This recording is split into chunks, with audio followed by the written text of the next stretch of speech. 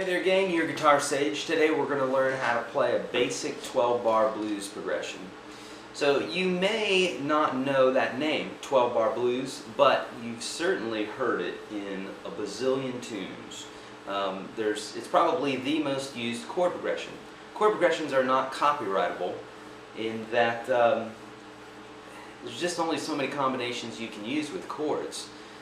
Just like a song title, it's not copyrightable because you could name a million songs Hello or I Love You or something like that. Well, chord progressions are repeated in so many songs. As a teacher, I see it all the time.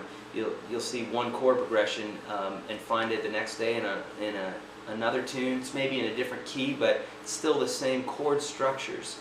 And but it doesn't take much to make a song sound entirely different, either the strum or the key or what's sung over it or lyrically or even the artist. So this chord progression you'll hear right away here, and I'm sure you'll recognize it. I'm going to play it a few different ways, and then I'll explain the chords and all that good stuff.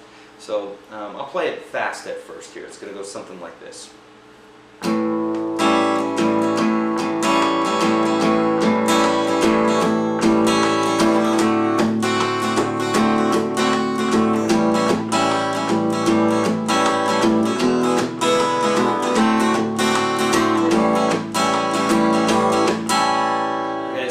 Heard something like that, or you may have heard stay, turn this back around. Tracy Chapman has a song like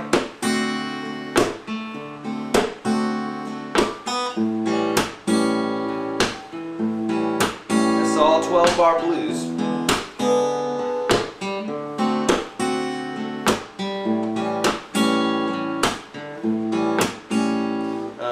Birthday by the Beatles is the same.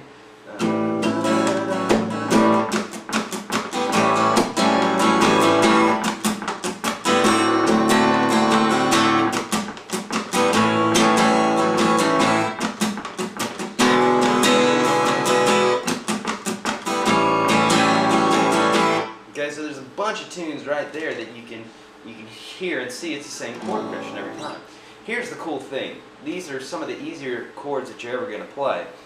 And the chords you're going to need are an A7, which is if you take your two fingers and leave a space right in between here on the third string. That's an A7. If you take that bit right there, move it down one string, and add your first finger to the second string of the first fret, you're going to hear this.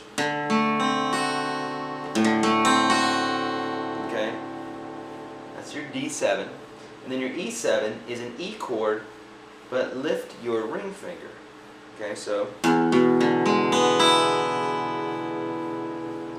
it's called the 12-bar blues because you're using 12 bars of music, okay, or 12 measures of music. So it goes goes 4 beats or 4 measures of A7. Well, in this case, in the key, if we're in the key of A, it's going to go 1.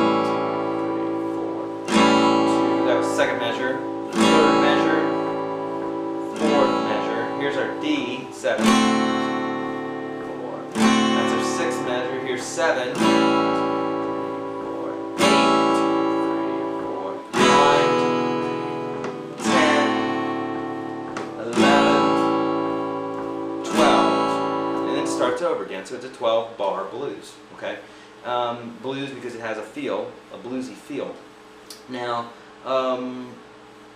So here are the chords, and any of the techniques that I'm using here to get a hold of the 12-bar blues chart and all that good stuff, check out yourguitarsage.com. Otherwise, if you're following along with my tunes, you're going to be doing a lot of writing because you don't have the chart sitting there in front of you. So if you're following my videos, check out yourguitarsage.com. Get a hold of that ebook. It's really going to help with your strumming rhythms. Of course, you can get a hold of all these charts that I chart.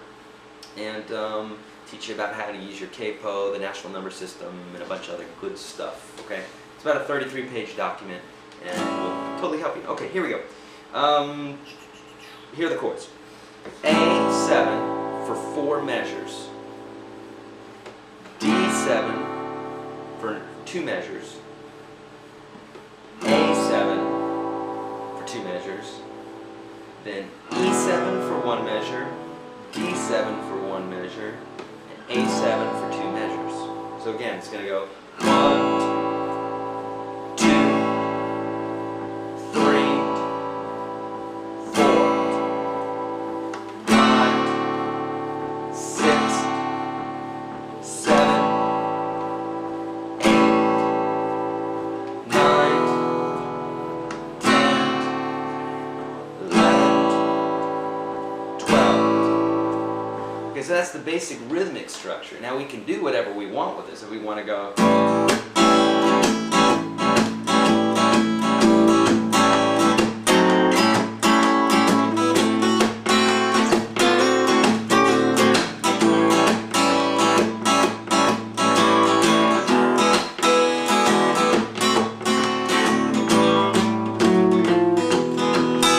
you know, all sorts of little things that we can add to it, but to start off with some basic stuff, you know, just learn the chord progression. Okay, and as far as the rhythm, you know, you could do like a swing rhythm with it, which would be like a 1, 2, 3, 4, 1, 2, 3, 4, 1, 2, 3,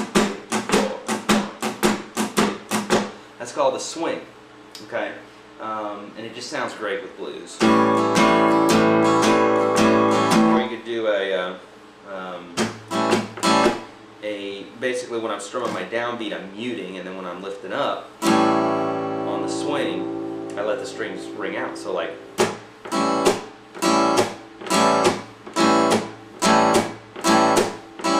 now when I'm teaching my students here that for the first time, it always seems to be a little bit difficult at first. So don't give up. I've gone through it. Every guitar player went through it. It's just a little difficult at first, but just keep up with it.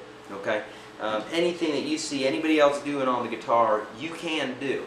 It's totally possible, but you've got to commit yourself to practicing, and that's really the key. I hear people say all the time, Eric, I can't do this. You totally can. It does help to have the right tools, but more than that, to practice, because practicing will get you there. Okay? All right. That's it for today, 12-Bar Blues. If you haven't already, hit subscribe and check out the ebook at yourguitarsage.com, and we'll talk to you soon.